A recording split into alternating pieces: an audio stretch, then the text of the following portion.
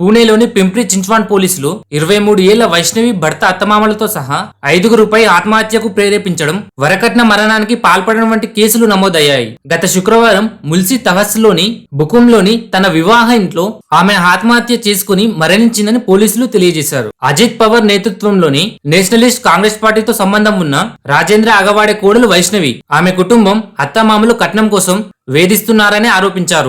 వైష్ణవి తండ్రి అనిల్ కాస్పాటే ప్రకారం ఆమె శుక్రవారం సాయంత్రం 4:30 ప్రాంతంలో ఉరి వేసుకుని అత్తమామల నుండి మానసికంగా మరియు శారీరకంగా హింసించబడిందని తేలింది. భర్త శశాంక్ అహగానే మరియు బంధువులు పదే 2 కోట్లు కట్నం డిమాండ్ చేశారని కుటుంబం ఆరోపిస్తుంది. పెళ్లిలో వరుడు కుటుంబం 51 తులాల బంగారం, ఒక విలాసవంతమైన కారు, వెండి సామాగ్రిని తీసుకెళ్లి ఇటీవలే వారు మళ్లీ 2 కోట్లు డిమాండ్ చేశారు. బాద్వాన్ పోలీస్ స్టేషన్ లో సెక్షన్ల కింద కేసు నమోదు చేశారు. వైష్ణవి భర్త, వదిన, అత్తని ముగ్గురిని అరెస్ట్ చేశారు. ఆమె మామ రాజేంద్ర మరియు పెద్ద బావమరిది సుశీల్ పరారీలో ఉన్నారు. వాళ్ళ గురించి ఇన్వెస్టిగేషన్ కొనసాగుతుంది. ముఖ్యమంత్రి దేవేంద్ర ఫడ్నవీస్ గారు గురువారం నాడు ఏమన్నారంటే, రాజేంద్ర అహగానే కూడలు వైష్ణవి హత్యకు గురైందా లేదా ఆత్మహత్యకు గురైందా అని పింప్రి చిచ్వాన్ పోలీసులు ఇన్వెస్టిగేషన్ లో తేలుతుందని తెలియజేశారు. గురువారం ముఖ్యమంత్రి ఫడ్నవీస్ గారి జోక్యంతో వైష్ణవి 9 నెలల కొడుకు కస్టడీ వాకాడ్ ప్రాంత నివాసితులైన ఆమె తల్లిదండ్రుల వద్ద ఉందని నిర్ధారించారు. వివాహిత ఇంట్లో వైష్ణవి సీలింగ్ ఫ్యాన్ కు